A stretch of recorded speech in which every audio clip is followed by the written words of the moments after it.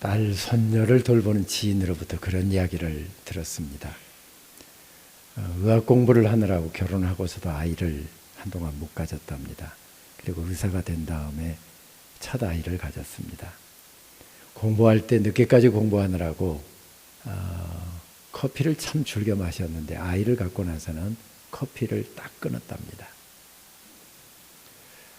그리고 아이를 출산을 하고 몸조리까지 끝나고 이제 병원에 복직하기 바로 직전에 너무너무 커피 생각이 나갖고 딱 한 잔만 하자 하고 아침에 모닝커피 한 잔을 우아하게 한 잔을 했답니다. 한 잔으로 끝났을까요? 오후에 얼마나 커피 향기가 그리운지 딱 한 잔만 더 하자. 오후에 한 잔을 더 마셨답니다.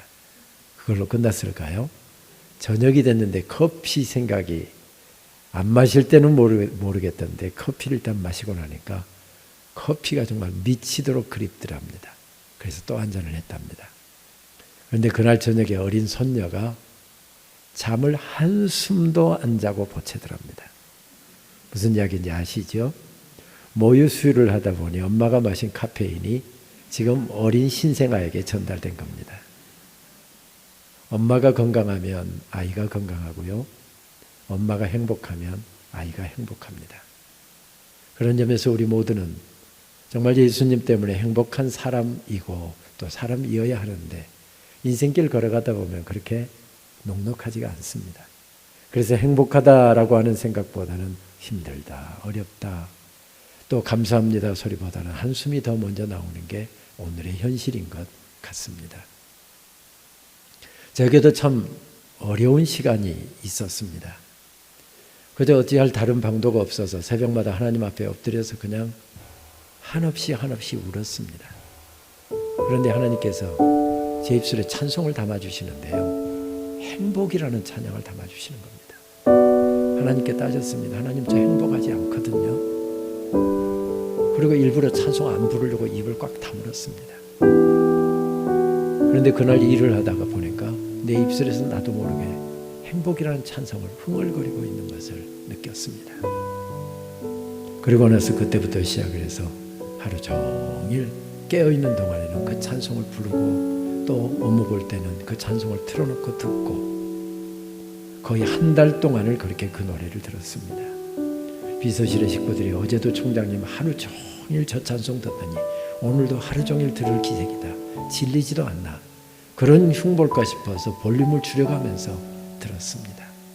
그런데 놀라운 것은 그렇게 찬양을 하다 보니까 제가 행복해지는 것이 느껴졌습니다. 그 찬양을 그렇게 부르다 보니까 하나님께서는 이제 감사라는 찬양을 담아주셨고요. 그 찬양을 그렇게 한참 또 부르다 보니까 이번에 주제가로 선정한 은혜라고 하는 찬송을 담아주셨습니다. 요즘에는 하나님께서 충만이라는 찬송을 담아주셔서 시도 때도 없이 난 예수로 충만하네 찬송하면서 걸어가고 일하고 있는 것을 저를 발견하게 됐습니다. 오늘 저녁 찬양은 앞에 세 찬양을 중심으로 해서 말씀을 이어갈 텐데 첫 번째 찬양 행복이라는 찬양은 이렇게 가사가 되어 있지요. 화려하지 않아도 정결하게 사는 삶, 가진 것이 적어도 감사하며 사는 삶, 내게 주신 작은 힘 나눠주며 사는 삶, 이것이 나의 삶의 행복이라. 눈물 날 일 많지만 기도할 수 있는 것, 억울한 일 많지만 주를 위해 참는 것, 비록 짧은 작은 삶 주 뜻대로 사는 것, 이것이 나의 삶의 행복이라. 이것이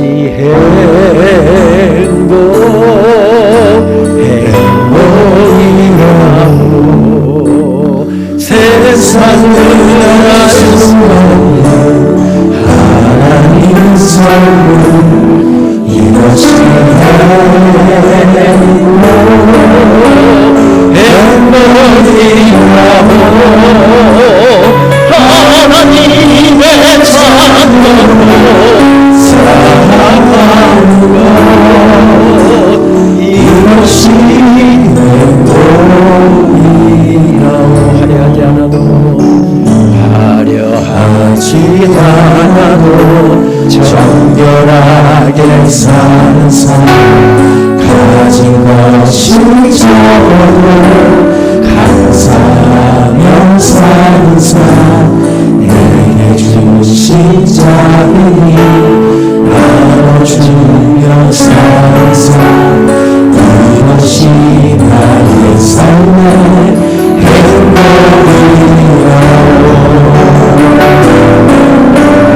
눈물 나이는 많지만 기도할 수 있는 것 여호와 늘 나누나 주를 위해 찾는 것 비록 짧은 자는 삶 주 뜻대로 사는 것 이것이 나의 삶의 행복이라오 이것이 행복이라오 세상은 알 수 없는 하나님 선물 이것이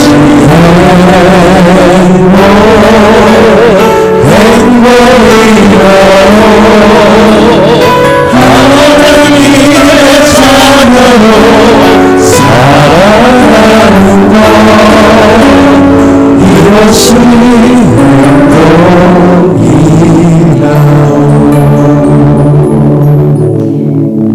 행복이라오 우리 사흘 동안 성회가 진행되는 가운데 비록 삶이 어렵고 답답한 일이 가득하고 앞길이 캄캄해 보이고 깊은 터널을 지나는 것과 같은 그런 어려운 시간을 보내는 분이라 할지라도 주님, 나는 주님 때문에 행복합니다.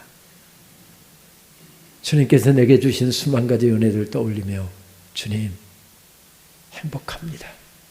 이 고백이 환경과 상관없이 삶의 조건과 상관없이 우리 모두의 입술에서 저의 입술에서 여러분의 입술에서 쏟아져 나올 수 있게 되기를 바랍니다.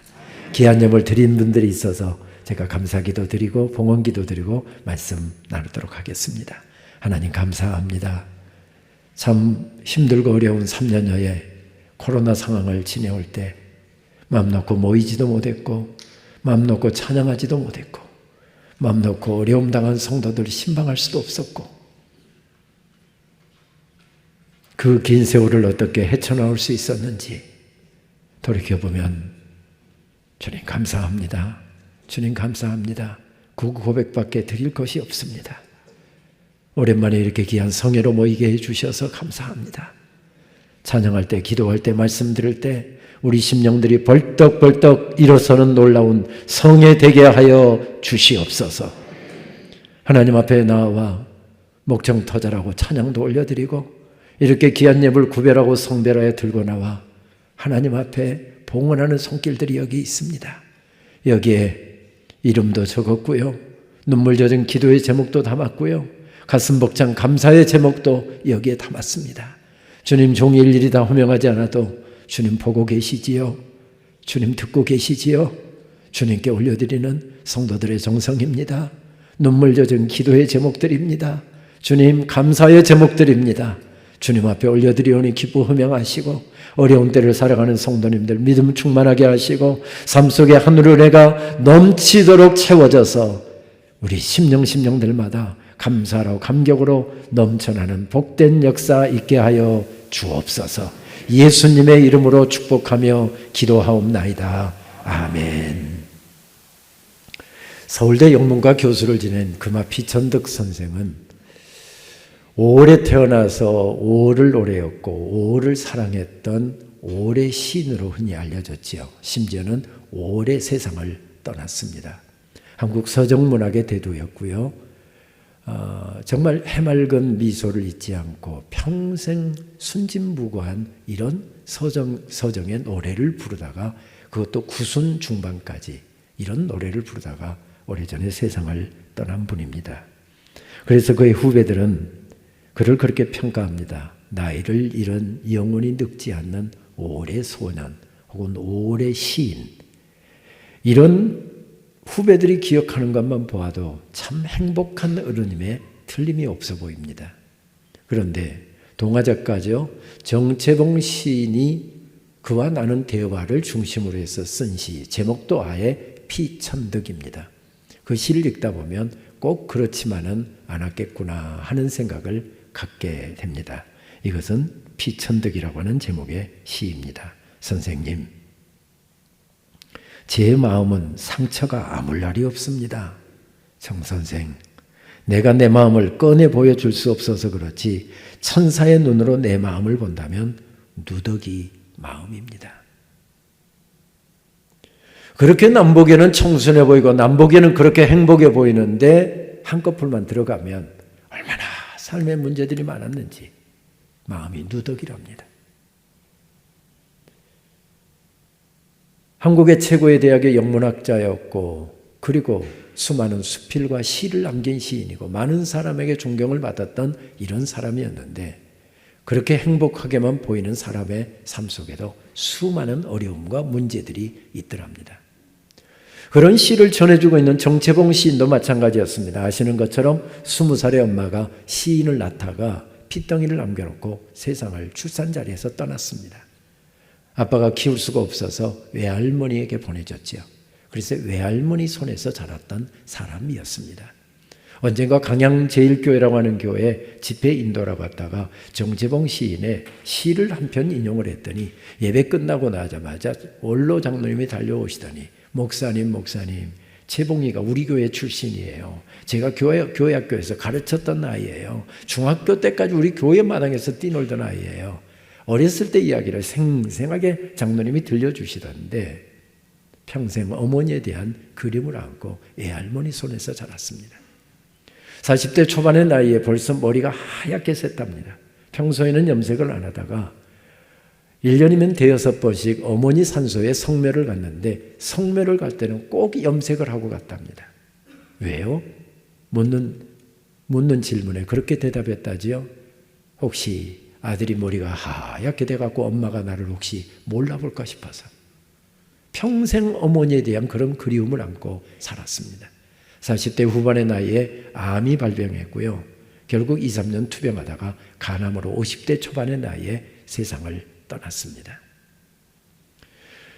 어른을 위한 동화작가였기 때문에 참 그 많은 책들을 남기고 있지만 시집은 딱 한 권을 남겨놓았습니다. 너를 생각하는 것이 나의 일생이었지라고 하는 시집을 읽어보면 그 발문이 이렇게 되어 있습니다.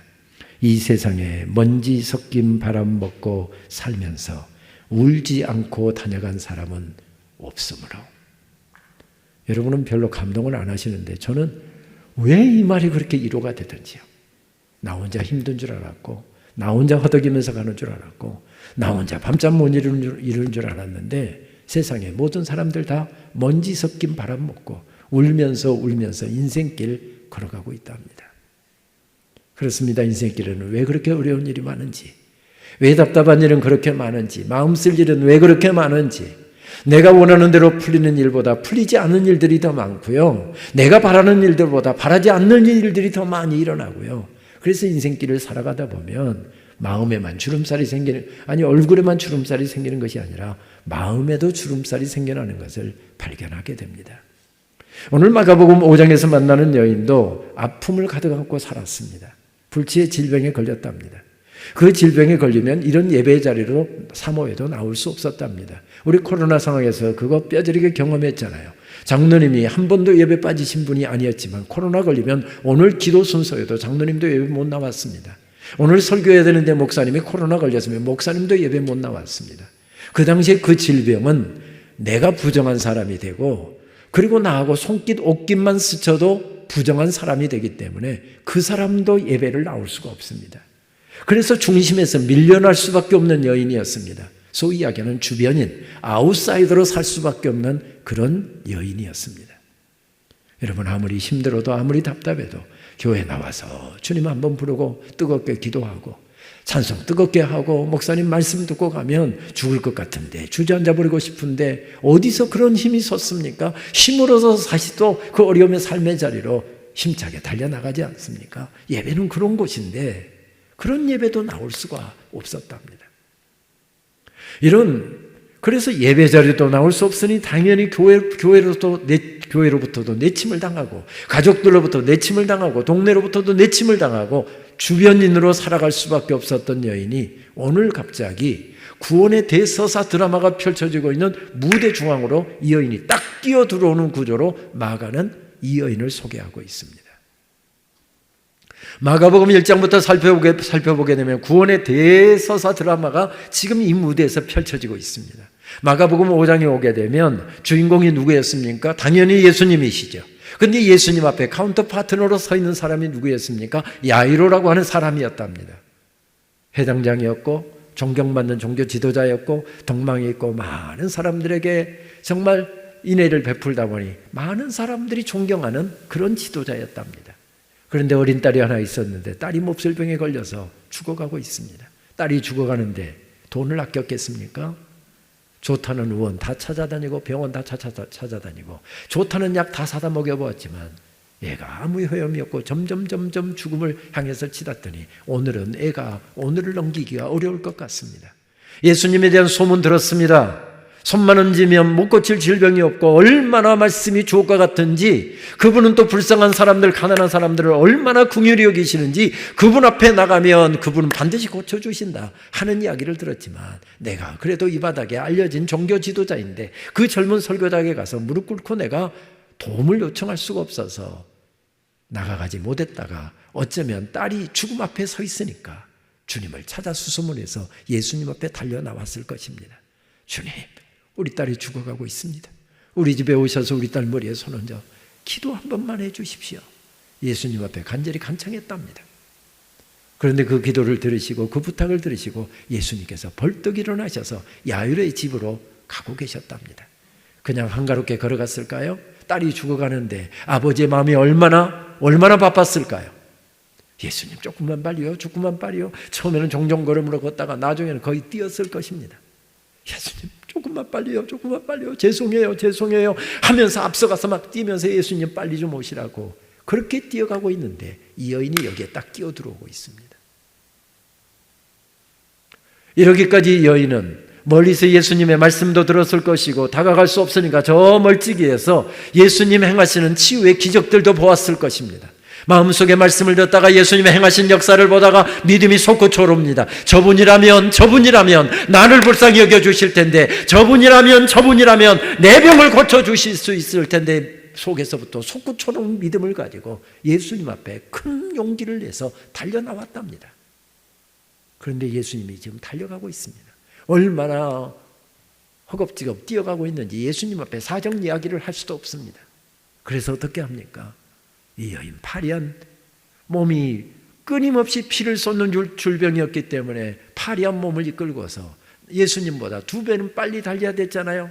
헐떡이면서 예수님 앞으로 달려가서 예수님 지나가는 길목에 서 있었답니다. 그리고 예수님께서 지나가실 때 손을 내밀어서 옷깃을 만졌답니다. 그랬더니 하나님께서 그녀의 병을 고쳐주셨고 놀라운 은혜를 베풀어 주셨답니다. 그런데 구원의 대드라마가 펼쳐지고 있는 중차대한 상황 가운데 또 야이로라고 하는 중요한 사회적인 저명인사의 딸을 지금 죽느냐 사느냐 하는 중차대한 상황에 이 여인이 딱 끼어 들어왔습니다. 마가는 왜 이런 여인을 이런 데다 끼워 넣는 것일까요? 이렇게 묻는데 마가는 그 대답 대신에 뭐라고 이야기하는가 하면 이 여인이 12해 동안 이 병을 앓았고 끊임없이 피를 날마다 쏟다 보니까 파리한 모습이었고, 그리고 좋다는 의원들, 병원들 다 찾아다니다 보니 수없이 피도 뽑았을 것이고 수없이 엑스레이 찍었을 것이고 CT 찍었을 것이고, 그렇게 하다 보니 가진 재산 다 날렸답니다. 왜 이 여인을 끼워 넣느냐고 묻고 있는데 이 여인이 빈털터리가 되었다고 이야기합니다. 요즘으로 치면 교회 나온다고 한들 100원짜리 한 장이 아니죠. 100원짜리 동전 하나도 헌금할 여유도 없는 그런 가난한 여인이었답니다. 왜 이런 여인을 구원의 대드라마가 펼쳐지고 있는 무대의 중앙에다가 이 여인을 딱 세우고 있는 것일까요? 은혜는 이렇게 오기 때문에 그렇습니다. 돈을 지불한 사람에게 주어진 것을 우리는 은혜라고 하지 않습니다. 내가 받을 만한 일을 대가를 지불했거나 내가 일을 했기 때문에 받는 것을 우리는 품삯이라고 하지, 그걸 은혜라고 하지 않습니다. 은혜는 받을 만한 자격이 없는 사람, 받을 만한 어떤 대가도 지불할 수 없는 사람에게 그저 주시는 사랑, 이것을 우리는 은혜라고 이야기합니다. 은혜는 항상 이렇게 옵니다. 어쩌면 이 여인은 마지막 생의 마지막 선택으로 생각하고 손을 내밀어서 예수님의 옷자락을 만졌을 것입니다. 저분이라면 내 인생 고쳐주실 수 있을 텐데, 병든 내 몸 고쳐주실 수 있을 텐데 하고 파리한 손을 내밀어서 예수님의 옷자락을 만지고 있습니다. 마가는 이런 광경을 전하면서 뭐라고 말씀하시는가 하면, 이 여인이 예수님의 옷자락을 만진 것이 아니었다라고 하는 구조로, 오늘 마가복음 5장에서는 이 여인이 예수님의 옷자락을 만졌다 전하면서도 마가복음 1장부터 쭉 펼쳐지는 말씀을 연결해 보면 이 여인이 만진 것은 예수님의 옷자락이 아니었다, 이런 구조로 말씀을 전하고 있습니다. 그러면 이 여인이 무엇을 만졌다는 이야기일까요?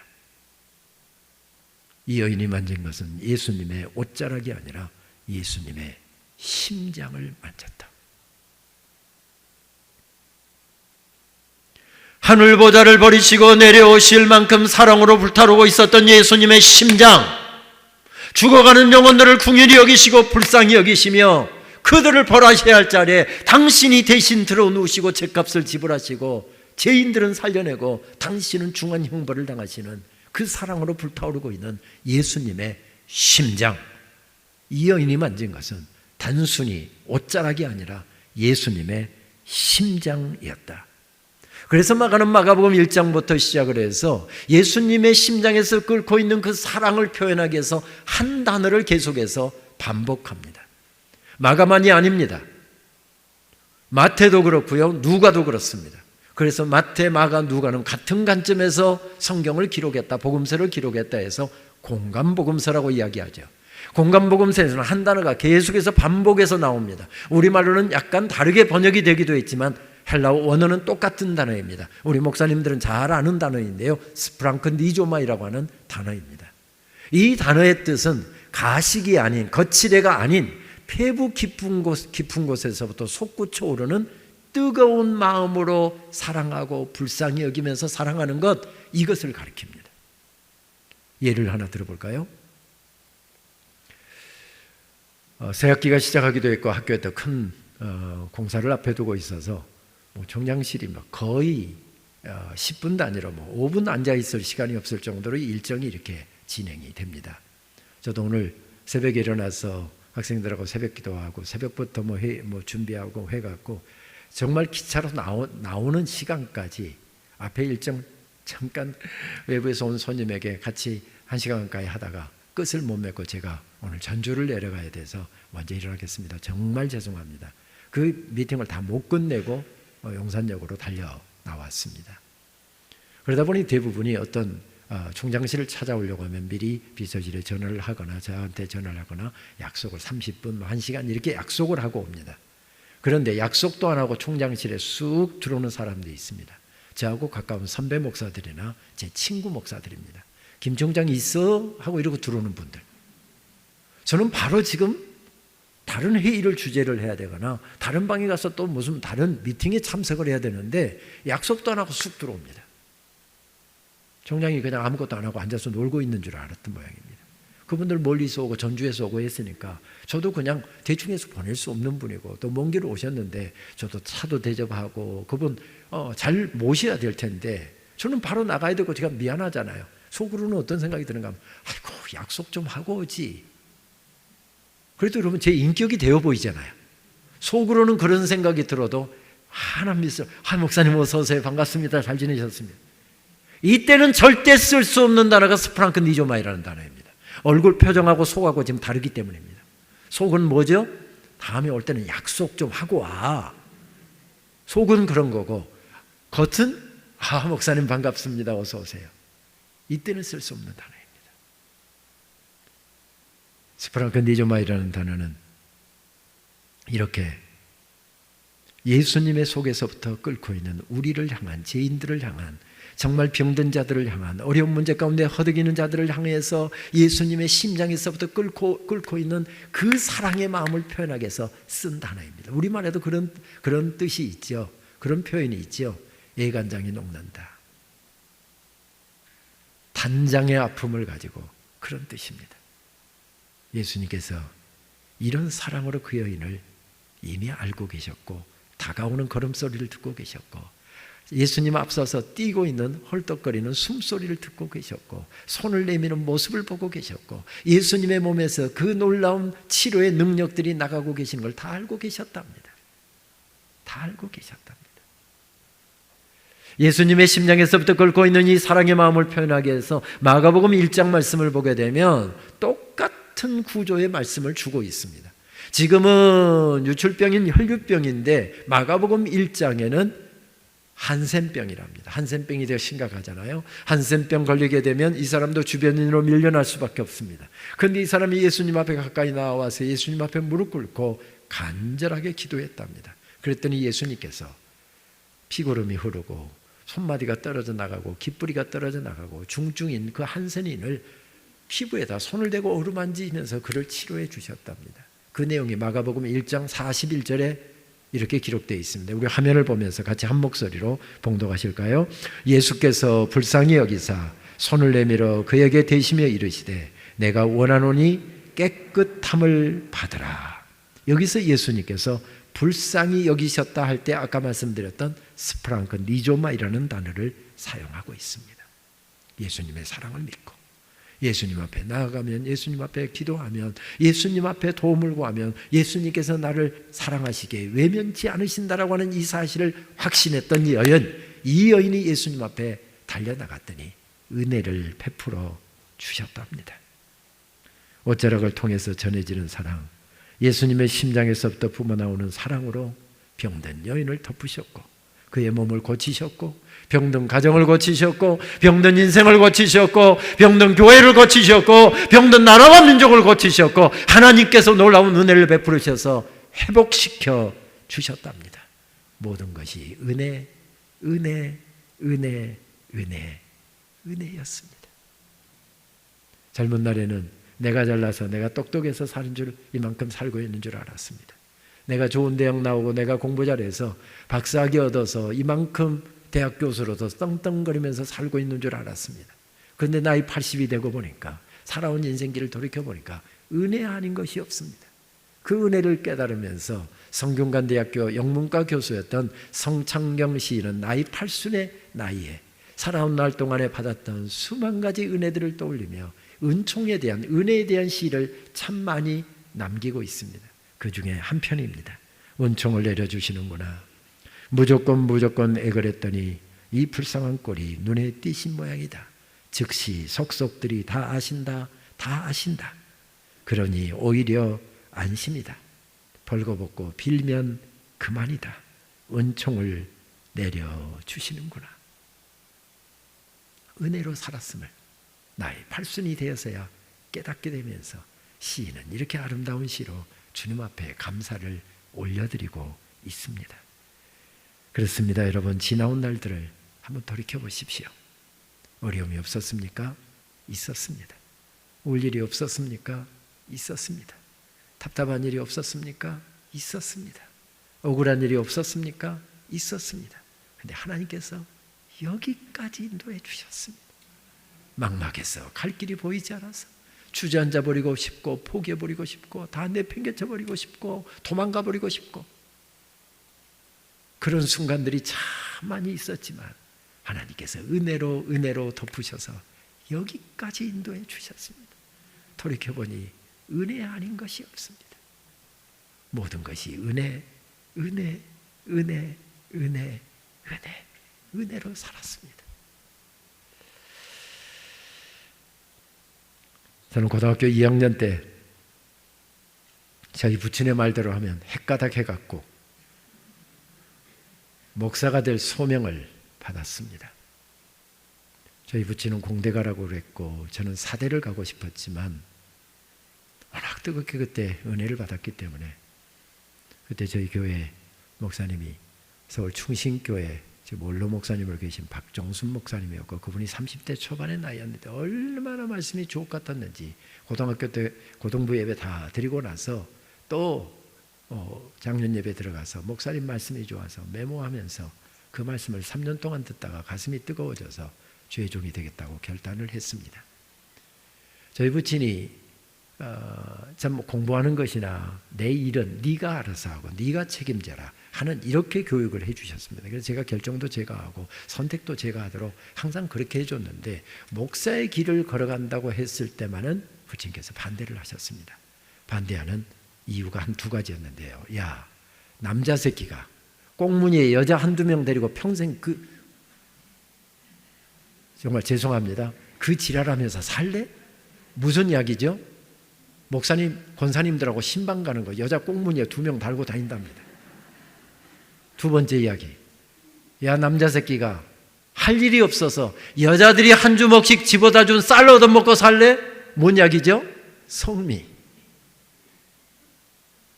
그래도 제가 굽히지를 않으니까, 그러면 나는 내게 돈 한 푼도 못 해준다. 저도 큰 소리 쳤습니다. 제가 돈 벌어서 학교 다닐 거예요. 저희 장신대 시험을 치고 장학금 대학관 허락을 받았고, 그리고 나머지 등록금을 이제 준비를 해야 되는데, 고등학교 막 졸업한 사람이 무슨 돈이, 그렇게 큰 돈이 어디 있습니까?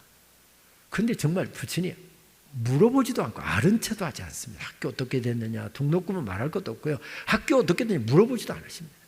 눈치만 보다가 등록 마감일은 다가오죠. 그렇다고 저도 큰 소리는 쳤으니까, 아무리 아버지지만 거기다 또 자존심 굽힐 수는 없고, 부자간에 자존심 싸움하고 있다가 안 되겠다, 이 수는 틀린 수다 해서 울산 현대중공업에 다니고 있는 형을 찾아갔습니다. 형, 한 학기만 좀 도와주십시오. 우선 시작만 하게 해주십시오. 그러면 내가 돈 벌어서 학교 다니겠습니다. 형은 신앙생활 잘하는 분이어서 동생이 주의 종의 길을 걸어간다니까 정말 기뻐하면서 나머지 등록금을 도와주었습니다. 설 무렵에 그때 부산에서 고향 쪽으로 가는 기차가 딱 하루에 한 번밖에 없었습니다. 밤 9시 45분, 이름도 잊어버리지 않는데 보급행 열차. 자리가 요즘처럼 무슨 자리가 있었습니까? 먼저 탄 사람이 임자였고, 설 무렵이니까 중간에 탔더니 얼마나 사람이 많았지. 계단까지 거의 매달려 갈 정도로 그렇게 사람이 많았습니다. 형은 회사 일 때문에 명절새로 못 가니까 제가 조카 안고 형수하고, 형수는 또 바리바리 선물 주구분이 하고, 그러고서 열차를 탔는데 막 밀고 해서 겨우 기차를 탔습니다. 그리고 밤새 덜컹거리면서 조카 안고 이렇게 하면서 막 뒤로 뭐 힘드니까 또 앞으로 안 왔다가 뒤로 업었다가 막 이 짓 하면서 그러면서 밤새 서서 갔습니다. 그러다가 고향역 거의 다 와서 나주 무렵 가다가 그랬던 것 같습니다. 형수가 자리를 하나 딱 잡았습니다. 그래서 형수에게 조카를 딱 건네주고, 그리고 이제 주머니를 딱 손을 넣어봤더니 생명과 같은 귀한 돈을 누가 그 사이에 소매치기에 가버리고 없는 것입니다. 집에 돌아와서 저는 입을 뒤집어 썼습니다. 하나님, 그 돈이 어떤 돈인데요? 그 돈 없으면 저 주의 종도 못 되고요. 그 돈 없으면 저 신학교도 못 가고요. 그 돈이 어떤 돈인데요? 그 돈이 어떤 돈인데요? 그냥 시금전폐하고 들어누워서 입을 뒤집어 쓰고 그냥 날마다 울고 있었습니다. 옛날에 설 추석 때나 음식 많이 준비하지 뭐 어디 옛날에 뭐 산더미처럼 싸놓고 먹었습니까? 항상 부족했잖아요. 그러니까 설 때 막 엄청난 음식이 준비되니까 그거 뭐 언제 먹을까 하고 막 다투면서 먹다가 배탈 나갖고 또 맨날 며칠 고생하고 옛날에 그랬잖아요. 음식이 이렇게 되어 있는데 아들이 밥을 안 먹습니다. 그러니까 딱 제 방에 들어와 누워 있는데 제 방 앞에 와서 딱 저희 부친은 앉아서 그렇게 말씀하시는 겁니다. 옛날 어른들 말에 사흘 굶으면 담 안 넘는 사람이 없다고 해서 가만히 놔도, 저희 부친의 용어입니다, 배고프면 지 발로 기어 나올 테니까. 오기가 나니까 더 안 먹어버렸습니다. 자식 이기는 부모가 어디 있습니까? 결국은 저희 부친이 손을 들었습니다. 밥만 좀 먹어라. 밥만 좀 먹어라. 내가 돈 대줄 테니까 밥만 좀 먹어라. 밥만 좀 먹어라. 그래서 저희 부친이 도와준 돈을 가지고 장신대 입학을 했습니다. 생활관에 사는데요, 새벽기도 의무적으로 참석해야 했습니다. 새벽기도 나가서 주여 감사합니다. 이렇게 신학교 오게 해주셔서 감사합니다. 감사기도 했을 것 같지요? 아닙니다. 하나님 살아계시긴 합니까? 그때 뭘 하셨습니까? 그 정도도 못 지켜주신 하나님 평생 내가 믿고 섬긴다는 거 억울해서 못하겠습니다. 저는 주여정 안 됩니다. 목사 안 됩니다. 날마다 이질하고 있었습니다. 그런데 계속 삿대질해 되기 시작하니까 하나님 분리하시니까 말씀을 안 하시더라고요. 거의 학기가 다 끝나갈 때까지 저 혼자 삿대질만 하다가 풀에 죽어서 저 이제 보따리 싸고 들고 나간다. 친구들한테 선언하고 돌아다닐 때 어느 날 예배 가운데 세미한 음성으로 제게 다가오시는데 야 이놈아 목사가 되겠다고 하는 놈이 그렇게 믿음이 없느냐. 믿음 없는 너를 위해서 준비해 놓은 말씀이 여기 있다. 창세기 22장 14절 말씀, 사무엘상 7장 12절 말씀을 보아라. 9절만 말씀해 주시더라고요. 그래서 놀라서 성경 펴서 읽어보는데 여호와 이래 여호와께서 너를 위해서 준비해 주시리라. 에베네셀 너를 여기까지 도와주셨다. 그 말씀을 읽는 순간 막 나도 모르게 눈물이 막 솟구쳐 오르고 막 눈물 흘리면서 하나님 잘못했습니다. 하나님 잘못했습니다. 그런데 놀라운 것은 목사 되겠다고 처음 나설 때 하나님께서 책망하시면서 주셨던 말씀 여호와 이래 에베네셀 이 말씀 붙잡고 평생을 달려왔는데요. 돌이켜보니 하나님께서 약속하신 대로 여호와 이래가 되셨고 가진 것도 없었지만 에베네셀의 은혜를 베풀어 주신 것을 발견하게 되면서 고백하게 되는 것은 어려운 일도 있고 좋은 일도 있고 답답한 일도 있고 굳은 일도 있지만 하나님께서는 이 모든 것을 다 합력하여 선을 이루시는구나 하는 고백을 갖게 되었습니다. 몇 개월 전 극동방송에서 지금 인터뷰 좀 하자고 해서 나갔다가 김장한 목사님하고 인터뷰하는데 김장한 목사님이 각본에도 없는 거 이렇게 대답하더라고요. 김 총장 좋아하는 성경 구절이 뭐요? 이런 묻더라고요. 서슴지 않고 로마서 8장 28절 말씀. 하나님을 사랑하는 자고 그 뜻대로 부름받은 사람들에게는 어려운 일도 있고 좋은 일도 있고 답답한 일도 있고 행복하게 하는 일도 있고 정말 눈물 나게 하는 일도 있고 감사한 일도 있고 그런데 이 모든 것을 다 합력하여 선을 이루시리라. 그렇습니다. 하나님의 은혜로 이날까지 달려왔습니다. 학교 총장직을 맡고 나서 참 어려운 일이 많이 있었습니다. 코로나로 인해서 학교가 재정적으로 어려워져서 그것도 어려움이었지만 그것보다 더 큰 어려움은 저는 평교수로 남기를 원했고 총장하라고 여러 사람이 권유했지만 그것은 내가 할 일이 아니고 나는 교수로 학생들 가르치는 일에서 하고 은퇴하겠다. 평교수로 남기를 자처를 했는데 갑자기 우리 총장 인준이 부결되면서 제가 신학대학원장을 하고 있어서 엉겁결에 총장 직무대행을 하게 되었습니다. 당시 내 교수들이 우리 교단의 한 대형교회 목회 대물림 세습 문제에 대해서 학생들하고 교수들이 다 나서서 반대를 하다 보니까 또 그걸 제가 진두지휘하고 제가 앞장섰기 때문에 제가 총장 직무대행이 되니까 또 혹시 뭐 또 총장 될까 싶어서 저를 공격하기 시작하고 학교를 공격하기 시작하는데 그러고 나서 저는 총장 될 마음도 없었는데 어떻게 이사해서 저를 총장으로 이렇게 인선을 해 주셨는데 총회 인준이 안 되게 하려고 얼마나 공격을 해야 되든지 허위사실도 유포하고요. 막 있는 거 없는 것 해서 공격을 해야 되는데 제가 견디기가 어려웠습니다. 학교 장이 되고 보니까 일일이 다 대응할 수도 없었고 그냥 새벽에 엎드려서 하나님 앞에 우는 것밖에 없었습니다. 하나님 앞에 따졌죠. 하나님 언제 내가 총장한다고 그랬습니까? 억지로 등 떠밀어서 총장 시켜놨으면 이 어려운 때 총장으로서 역할을 할 수 있도록 해주셔야 되지. 이렇게 사람 박살내고 어떻게 학교 이끌어가라고 하시는 것입니까? 엉엉엉 울었습니다. 그러다 보니 몸무게가 8kg가 빠지더라고요. 사진을 프로필 사진이라고 찍었는데 제가 저 같지가 않아서 프로필 사진 찍은 거 다 폐기했습니다.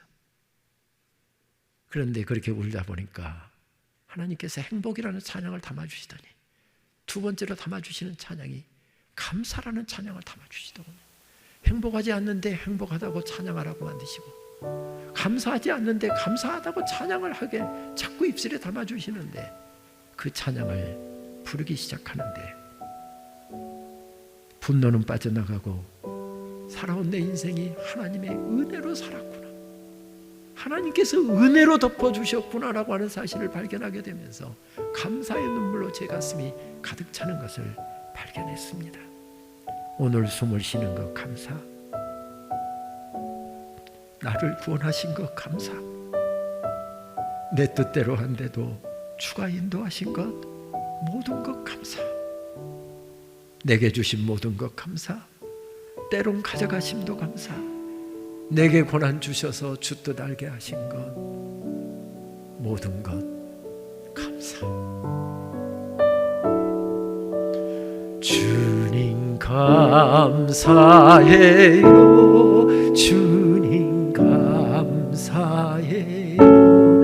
내가 여기까지 온 것도 은혜입니다. 주님 감사해요, 주님 감사해요. 나를 사랑하신 주사랑 감사합니다.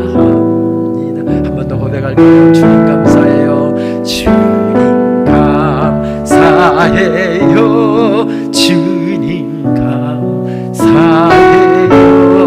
내가 여기까지 온 것도 은혜입니다. 주님 감사해요, 주님 감사해요.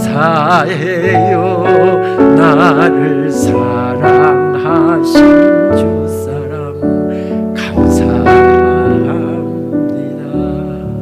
우리 한번 고백하실까요? 주님 감사합니다, 주님 감사합니다.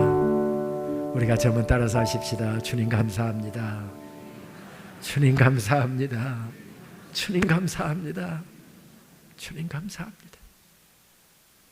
감사가 언제 나옵니까? 은혜를 깨달을 때, 내가 어떤 은혜를 받았는지 정확히 알 때, 내 속에 얼마나 놀라운 일을 하나님께서 행하셨고 얼마나 놀라운 사랑을 내게 베풀어 주셨는지 알 때 그 은혜를 깨달을 수가 있고요. 그 은혜를 깨달을 때 오늘 삶이 어렵고 답답하고 형편이 문제들로 둘러싸여 있어도 우리는 감사하면서 넉넉히 헤쳐나갈 수 있게 될 줄 믿습니다. 몇 개월 전에 모처럼 주일 설교가 없어서 토요일 날을 아주 여유롭게 아내하고 앉아서 모닝커피 한 잔을 우아하게 하고 있었습니다. 커피를 마실 때 여러분 뭐가 있어야죠? 쿠키 이런 사람은 낭만을 모르는 사람, 음악이 있어야 되잖아요. 아내도 저도 클래식을 좋아하니까 커피를 제가 타서 아내 앞에 놓고 제 앞에 놓고서 음악을 들려고 유튜브를 열어서 아침이니까 모차르트를 들을까 슈베르트를 들을까 쇼팽을 들을까 하면서 이렇게 쭉 검색을 하고 있는데 갑자기 노래 한 곡이 떠오르는 겁니다. 그래서 그걸 타이핑을 해서 그 노래를 찾았습니다. 그리고 그 노래를 딱 듣는데 첫 가사를 듣는데 저도 모르게 눈에서 눈물이 주르르 흐르는 겁니다. 그 가사가 너무 좋아서 학교 이 여기저기 입간판 네이밍 하는 데다가 그 가사를 지금 학교에다 써놓으려고 이야기하는데 생각하고 있는데 그 가사는 영어로 이야기하면 In Christ alone, 오직 그리스도 안에서 My hope is found, 나의 희망이 오직 그리스도 안에 있습니다. 막 그 찬양이 나오는데 전율이 일어나면서 나도 모르게 눈에서 눈물이 주르르 흐르는 겁니다. 여러분 조금 이따 또 찬양을 할 거니까 찬양할 때 눈물 주르르 흐르면서 한번 찬양해 보세요. 얼마나 우아한지 모릅니다. 권사님들 얼마나 예쁜지 모릅니다. 한번 해보세요. 오늘 우리 교육자들 찬양팀 우리 집회를 위해서 만들어진 찬양팀이라는데요, 얼마나 은혜스럽게 찬양하든지. 저도 아까 뒤늦게 올라와서 여기 앉아있다가 찬양 같이 따라하면서 저도 모르게 눈물이 주르르 흘려서 제가 속으로 저도 그렇게 생각했습니다. 나도 참 괜찮네 이렇게 찬양하면서 우는 것 보니까. 저도 아까 우리 교육자들 찬양할 때 뒤에 앉는데 찬양이 얼마나 제 가슴에 와닿던지. 여러분 좀 이따 꼭 한번 해보세요. 우아하기. 근데 그날 정말 우아하게 눈물을 주르르 흐르는데 찬송을 다 듣고 울었으면 괜찮은데 절대 저 남자들 나이 들어가면 여성 호르몬이 많아서 눈물이 많아진다는데 그래서 운 거 절대 아닙니다. 저 가사가 얼마나 제게 은혜가 됐던지 그래서 울었습니다. 권사님들 부탁하는데요, 장로님들이 찬양 듣다가 울고 계시면 그냥 모른 척 해주세요. 근데 제 아내는 여보 울어? 울어? 아니 찬양 틀자마자 울고 앉아있어요. 여보 울어? 제가 옆에 하면서 울기는 뭐 울어? 울기는 뭐 울어? 권사님들 부탁합니다. 장로님들 울고 있으면 제발 모른 척 해주세요. 그 찬양을 정말 하루 종일 들었습니다. 얼마나 찬양의 은혜가 되든지. 우리말로도 그 찬양이 번역이 되어 있는데 번안곡을 들어보니까 그 분위기가 안 살아나요. 근데 번역된 곡을 찾아보니까 인터넷을 샅샅이 뒤졌는데도 번역된 곡이 없어요. 그 바쁜데 여러분들에게 들려주려고 영어 가사 번역하고 직원들에게 부탁할 시간도 없어가고 제가 직접 자막도 입혀갖고 오늘 들고 왔다는 거 아닙니까? 여러분 은혜 받아주셔야 됩니다. 우리 그 찬송 한번 듣도록 하겠습니다. From Praise, 영국의 찬양 축제라고 할까요? 40주년 기념 음반에 나오는 영상입니다. 방송실 부탁합니다.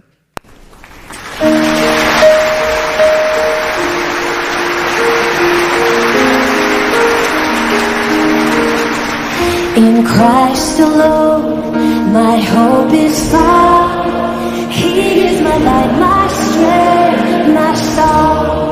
This cornerstone, this solid ground. Firm through the fiercest drought and storm. What heights of love, what depths of peace. When fear is still, what striving cease. My comforter, my all in all. Here in the love of Christ I stand.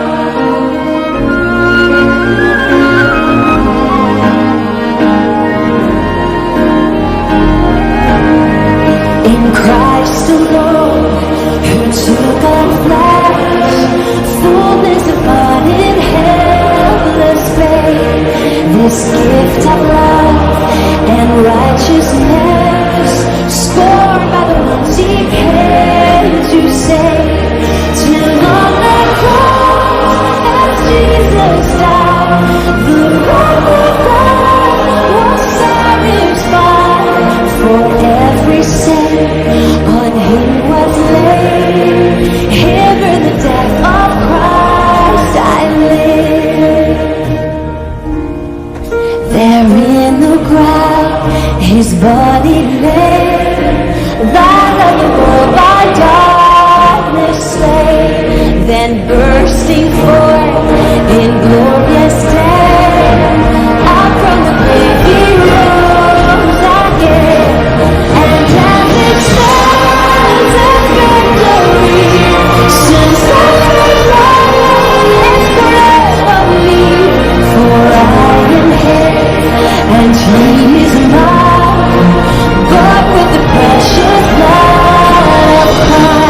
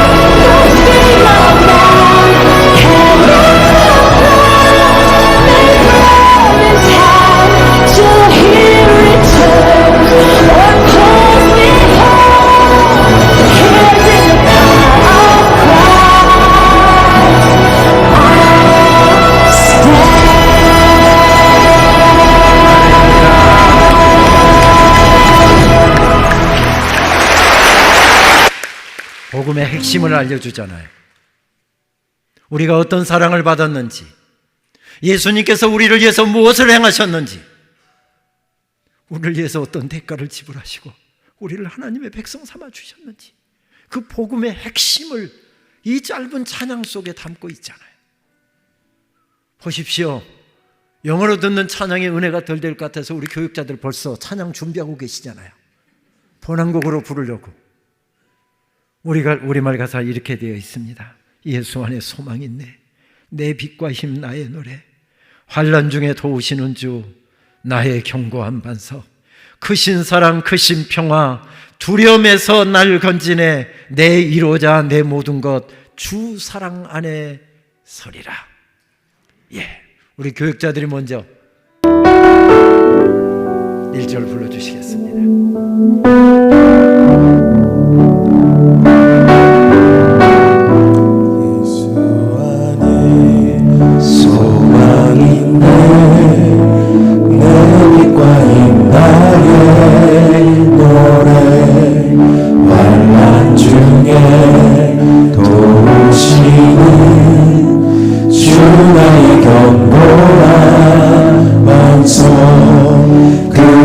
사랑 크신 평화 두려움에서 날 건지네.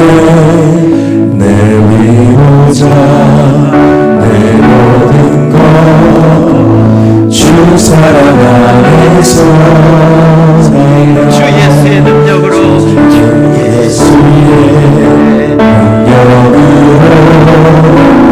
내 속에 두려움 없네. 나의 삶의 모든 순간 주께서 다스리시네. 어느 것도 주 손에서 날 빼앗지 못하리라. 주 오실라 기다리며 주 능력 안에서리라. 어느 것도 주 손에서 날 빼앗지 못하리라. 주 오실라 기다리며 주 능력 안에서리라.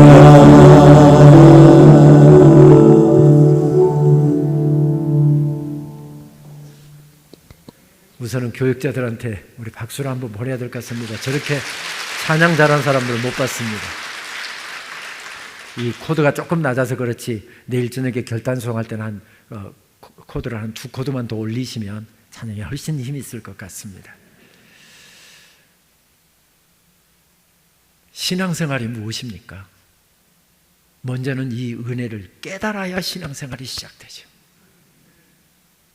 이 은혜가 희미해지고 이 은혜에 대한 감각이 희미해지면 신앙생활은 하다가도 중단되거나 신앙생활은 아무런 정말 속빈 강정처럼 그렇게 되어버리는 것이죠. 신앙생활이 무엇입니까? 하나님의 놀라운 은혜를 깨달은 사람들이, 평생 갚아도 갚을 수 없는 십자가에 살아가시는 이런 놀라운 사람, 주님 다시 오시는 그날까지, 내가 주님 앞에 가는 그날까지 나는 이 놀라운 은혜 위에 서리라.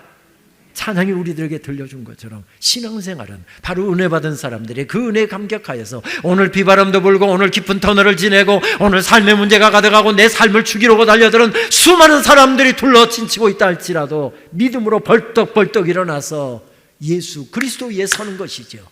우리가 붙잡았던 것, 건강도 아름다움도 미모도 또 우리가 가진 재산도 결국 우리는 다 놓고 가게 될 것입니다. 그러나 끝까지 우리가 붙잡을 건 무엇입니까? 견고한 반석 되시는 예수 그리스도. 그래서 우리가 즐겨 부르는 찬송은 그 사실을 알려주지 않습니까? 방금 그 찬양이 알려주는 것처럼 주 나의 반석이시니 그 위에 내가 서리라. 그 위에 내가 서리라. 영어 찬송 가사는 이렇게 되어 있습니다. On Christ 그리스도 위에 더 살리더라. 견고한 반석 되시는 I stand. 그 위에 내가 견고하게 서리라. 그것이 바로 신앙생활이죠.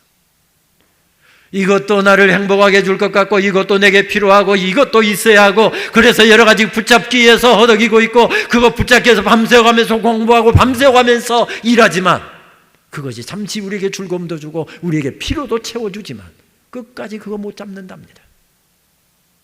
All other ground is sinking sand. 바닷물 밀려오면 아무리 화려하게 대단하게 쌓아놓았다 할지라도 모래성 쓰러지고 없는 것처럼 모든 것들 다 사라지는 날에도 우리 주님은 우리의 견고한 반석이 되실 것이다. 주 나의 반석이시니 그 위에 내가 서리라. 그 위에 내가 서리라. 견고한 반석이시니 그 위에 내가 서리라. 그 위에 내가 서리라. 우리에게 필요한 것은 은혜에 대한 감격입니다. 하나님께서 내 인생 속에 허락해 주신 갚을 수 없는 십자가의 놀라운 구속의 은혜, 인생길 살아온 동안에 베풀어 주신 수만 가지 은혜, 그것에 대한 감격이 사라지게 되면 기도도 죽습니다. 예배도 죽습니다. 찬양도 죽습니다. 신앙생활도 죽습니다. 그러나 오늘 삶이 아무리 힘들다 할지라도 그 은혜에 대한 감격이 살아있는 사람, 고난도 이기게 되고요, 어려움도 이기게 됩니다. 그래서 주님께서는 고난당하고 있는 초대교회 문을 닫아야 되고 이제 모두가 죽임당하면 끝날 수밖에 없는 어려운 상황 가운데서 초대교회 교인들에게 원했던 것이 무엇이었습니까? 첫사랑, 첫사랑의 정렬, 처음 행위, 그것을 요구하고 있습니다. 내일 저녁에도 좀 더 말씀을 나누겠습니다마는 첫사랑의 정렬, 그것을 가지고 다시 시작해라, 다시 일어서라. 코로나 3년 지나가면서 우리가 함께 모이지 못했고 흩어지고 또 기도의 자리도 묶였고 교제의 자리도 묶였고 다 묶였다가 이제 풀리고 있습니다. 아직 돌아오지 않고 있는 분도 있기는 하지만 우리 다시 예배를 세워가고 교회를 세워가야 될 텐데 한국교회가 어렵지 않습니까? 우리 한국교회만큼 코로나 방역 잘 지키고 어려운 사람들 돌보고 어려운 가운데서도 얼마나 나라와 민족을 위해서 기도하고 그랬습니까? 그런데 초대교회도 박해를 받았지만 계속해서 한국교회가 조롱의 대상이 되고 있습니다. 이때 다시 첫사랑의 정렬로 교회를 세워가십시다. 사역을 세워가십시다. 다음 세대를 세워가십시다. 그래서 주님께서 뭐라고 물으십니까? 은혜를 베푸신 다음에 주님께서 이렇게 물으십니다. 누가 내 옷자락을 만졌느냐? 몰래 예수님의 능력을 빼간 사람에게 사용료를 받으려고 예수님 지금 찾고 계신 것일까요? 누가 내 옷자락을 만졌느냐? 수많은 무리들과 함께 앞서거니 뒤서거니 하면서 달려가고 있었기에 제자들이 예수님께 그렇게 이야기합니다. 예수님, 이렇게 많은 사람들이 지금 앞서거니 뒤서거니 달리고 있는데 누가 예수님의 옷자락 스쳤다고 그러십니까? 그래도 예수님은 아랑곳하지 아니하고 누가 내 옷자락을 만졌느냐? 끝까지 추적해서 찾아내십니다. 그 여인 딱 찾아내신 다음에 뭐라고 말씀하시죠? 저는 좀 싸게 해드립니다. 한 건 고칠 때마다 100만 원입니다. 여기 구자본에 있으니까 100만 원 내일까지 입금하셔야 됩니다. 예수님 찾아내셔서 그 여인에게 수수료 받으려고 찾아내셨습니까? 그러지 않으셨습니다. 끝까지 추격해서 찾아내신 다음에 주님이 이렇게 말씀하십니다. 딸아, 내 믿음이 너를 구원하였으니 평안히 가라. 네 병에서 놓여 건강할지어다. 병든 몸도 고쳐주시고 그 영혼도 구원해 주신 다음에 예수님께서 뭐라고 말씀하시지요? 파리한 손을 내밀어서 예수님의 옷자락을 만지는 그 간절함으로 살아라. 그 마음으로 예배하고 그 마음으로 주님 찾고 그 마음으로 주님 의지하면서 살아라. 그러면 내 남은 인생 세워질 것이다. 무너진 내 가정도 세워지고 내 인생도 세워질 것이다. 그 간절함으로 살 것을 요청하고 있습니다.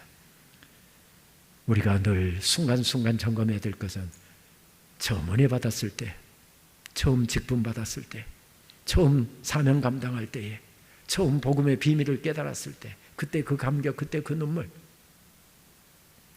저도 중학교 2학년 때 예수 그리스도를 저의 개인의 구주로 영접했고, 그리고 중학교 3학년 때 세례를 받고, 그러나 정말 하나님의 사랑이 앞에서 막 눈물 콧물 쏟으면서 막 밤을 지새워가면서 기도했던 것은 고등학교 2학년 때였던 것 같습니다.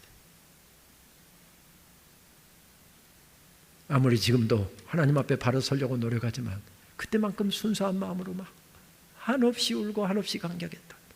저도 그때 그 정열, 그때 그 간절함을 잃어버리지 않으려고 늘 노력합니다. 올해 저는 목사된 지 35년을 지내고 이제 36년째 되는 해인데요. 36년 전에 목사 안수를 받으러 갈 때 교회에서 일주일 동안 휴가를 내주셨습니다. 기도원에 올라가서 금식하면서 목사 안수 받을 준비를 했습니다. 일주일 동안 기도했으니 얼마나 많은 기도를 했겠습니까? 아무것도 안 하고 성경 읽고 기도하고 성경 읽고 기도하고 찬송하고 그렇게 일주일을 기도원에서 보냈으니까. 그런데 그때 드렸던 기도 하나도 생각이 안 납니다. 그런데 기도 하나는, 그 하나는 36년이 지나도 생생하게 기억이 나는 기도 제목이 하나 있는데 하나님께서 확실하게 응답을 해 주셨기 때문에 그렇습니다. 하나님, 제가 목사로 사는 동안 제 눈에서 눈물이 마르지 않게 해 주옵소서. 저는 목사로 살아가면서 적어도 처음 목사 나 같은 죄인을 하나님의 종 삼아 주셨다는 하는 그 감격을 주여 목사로 사는 동안 잊어버리지 않게 해 주옵소서. 그 기도를 내 눈에서 눈물이 마르지 않게 해 주옵소서.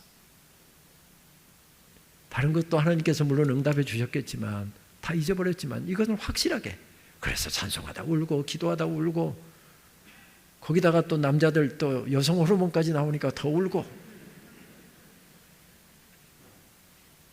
여러분, 우리 같이 처음 정열, 처음 사랑 다시 되찾아서 이 어려운 때 가정도 다시 세우고 교회도 예배도 다시 세워 가십시다. 그래서 주님께서는 옷자락을 만진 여인을 지금도 찾고 계십니다.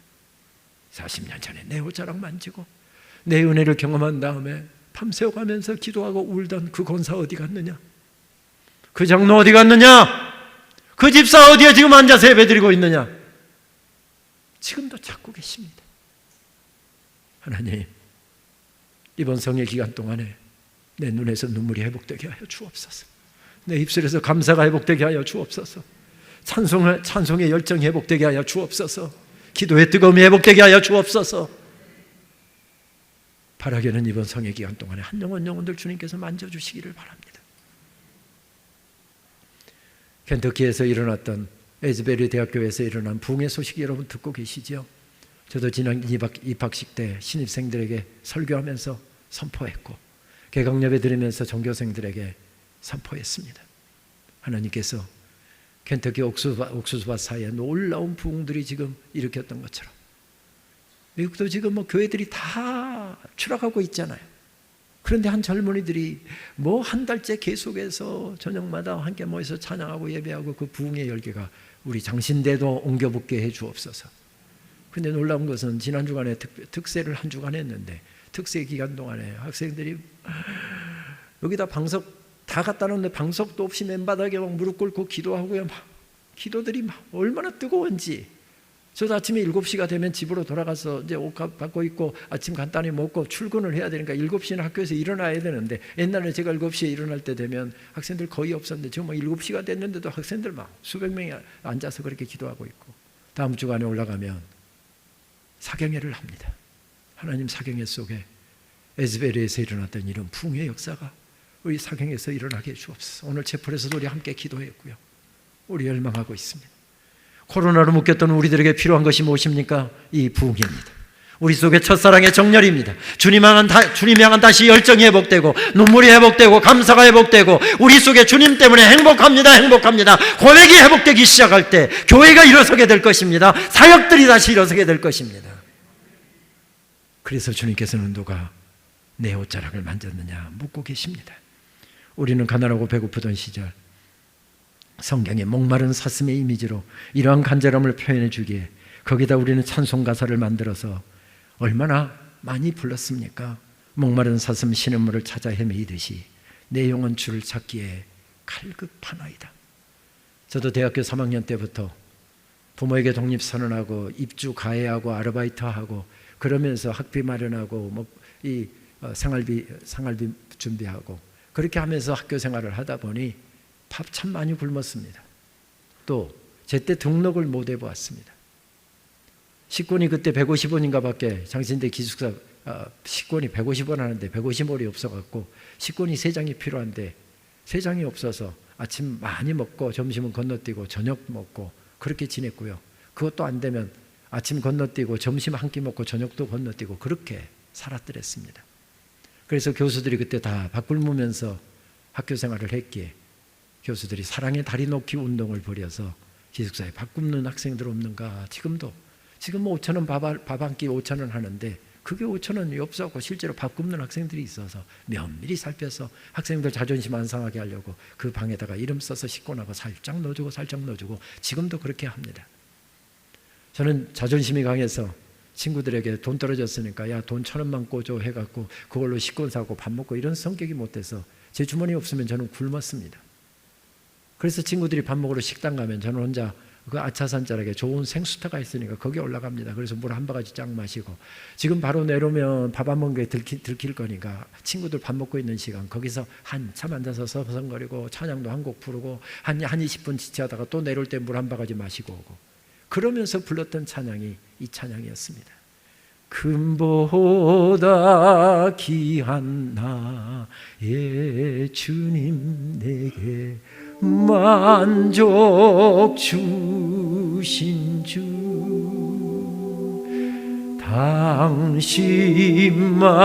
당신만이 나의 기쁨 또한 나의 전고백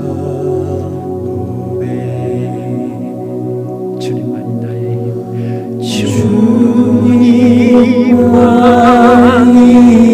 나의 주님만이 나의 방패 나의 참 소망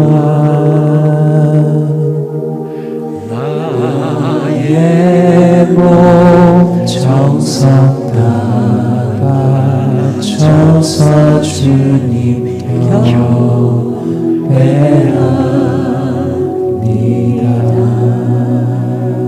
이 찬양을 아시는 분들, 이 찬양을 부를 때 은혜가 되시는 분들은 좀 연식이 된 분들입니다. 연식이 조금 안 된 분들은 이 찬송 모르거나 불러도 은혜가 안 되거나 그럴 겁니다. 참 가난하고 배고프던 시절 주님 바라보면서 가난해도 주님 한 분 때문에 우리는 행복했던 시절이 있었습니다. 주님 다시 그 정렬이 회복되게 하여 주옵소서. 다시 회복되게 해 주옵소서. 그래서 신달자 시인은 간절함이라고 하는 제목의 시에서 이렇게 알려줍니다. 그 무엇 하나에 간절할 때는 등뼈에서 피리 소리가 난다. 10손가락 10발가락 끝에 푸른 불꽃이 어른거린다. 두 손과 손 사이에 깊은 동굴이 열리고 머리로 빛의 통로가 열리며 하나님의 소리, 신의 소리가 내려온다. 신의 소리가 내려온다. 어쩌면 이렇게 시를 잘 씁니까? 간절함이 있으면 새날이 밝아온답니다. 하늘의 소리가 들려온답니다. 기도의 손 간절하게 모은 이곳에서 동굴이 열린답니다. 꽉 막혀있던 동굴이 활짝 열린답니다. 우리 간절함으로 다시 일어서십시다. 세 번째 찬양입니다. 참 그거 어려운 일 가운데 있을 때 제일 힘든 것은 제 명예를 짓밟는 것이었고 허위사실을 유포해서 아예 제 얼굴에 먹칠을 하는 것이었습니다.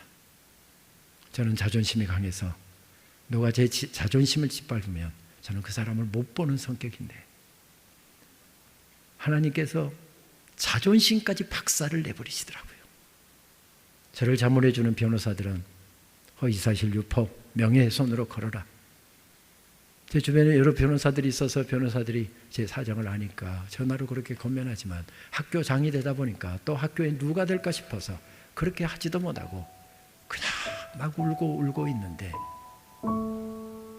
하나님께서 50년 전에 들었던 새벽기도 어머니 따라갔다가 초등학교 4학년 때인지 5학년 때인지 새벽기도 따라갔다가 어머니 기도 소리를 제게 들려주시는 겁니다. 이놈아, 내가 잘나서 거기 서 있는 것 아니다. 내가 무슨 대단한 능력이 있어서 거기 세운 것 아니다. 새벽마다 너를 위해서 기도하셨던 내 어머니 때문에 내가 너를 거기 세웠다. 그 깨달음을 주시는데요, 그러면서 입술에 이 찬양을 담아주시는데요, 울지 않을 수가 없었습니다.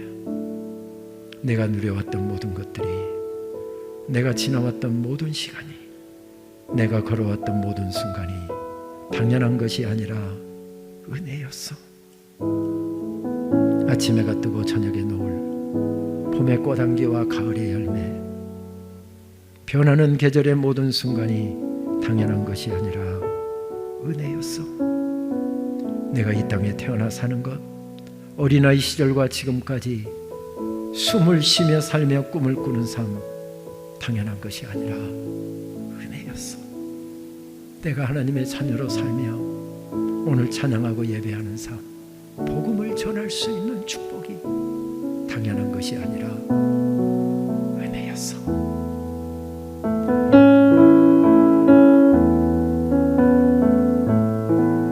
모든 것이 모든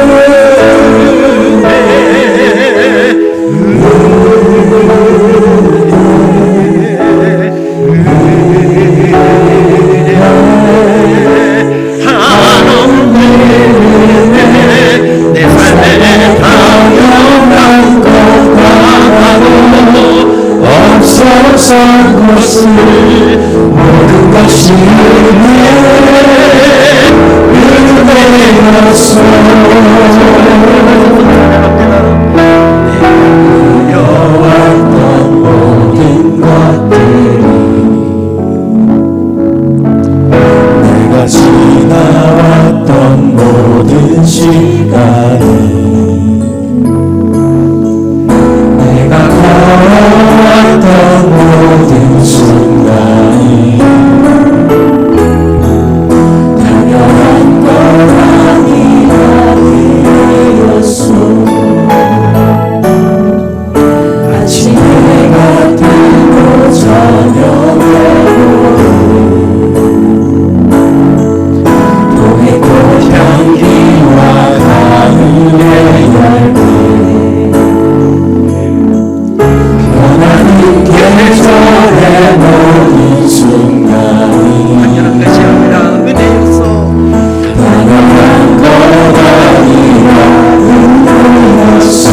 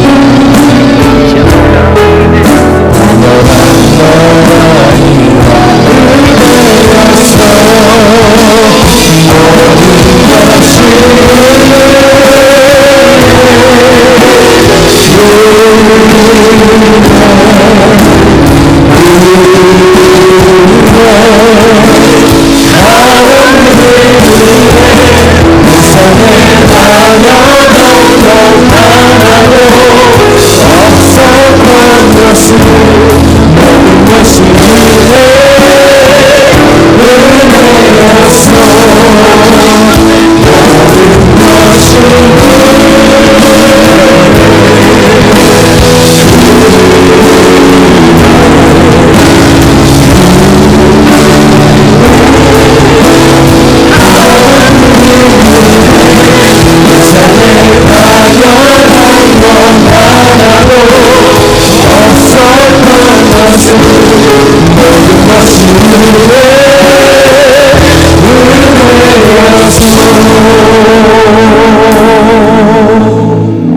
이 두 손을 드신 채로 우리 한번 합심해서 기도하겠습니다. 교회가 어렵습니다. 코로나로 인해서 다쳤고 묶였던 사역들 다시 세워야 하는 중차대한 순간 가운데 서 있습니다. 주의 이번 성의 기간 동안에 하나님 우리의 가슴에 불질러 주시옵소서. 잃어버렸던 눈물이 다시 회복되게 하시고 찬양의 감격이 회복되게 하시고 기도의 열정들이 뜨거움들이 회복되게 하여 주시옵소서.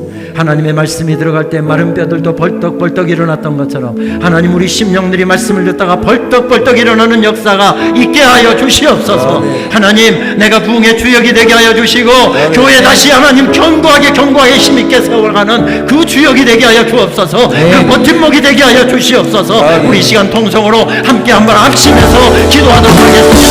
아버지 하나님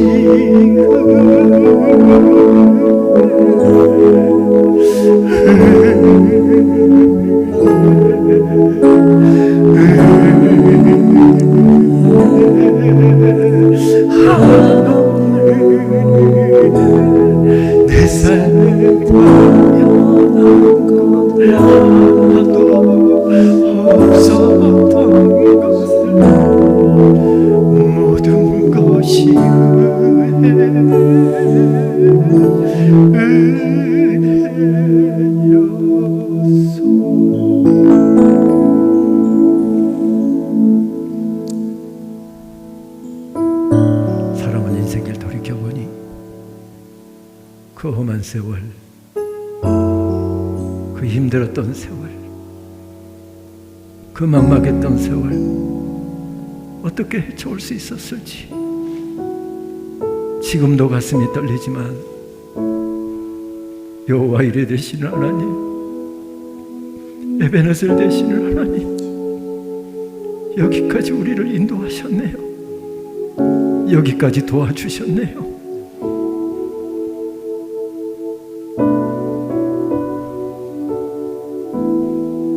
독생자를 십자가에 매다실 만큼 우리를 사랑하셨던 그 하나님의 사랑과 그 은혜에 있어 우리가 하나님의 자녀로 벌떡 일어나 평생을 주님 섬기는 기쁨으로 여기까지 달려왔네요. 주님, 첫사랑의 정열을 회복하여 다시 간절함으로 예배를 회복하고 기도의 자리를 회복하고 찬양의 자리를 회복하고 섬김의 자리를 회복하고 사역의 자리를 회복해 갈 수 있도록 역사하여 주시옵소서.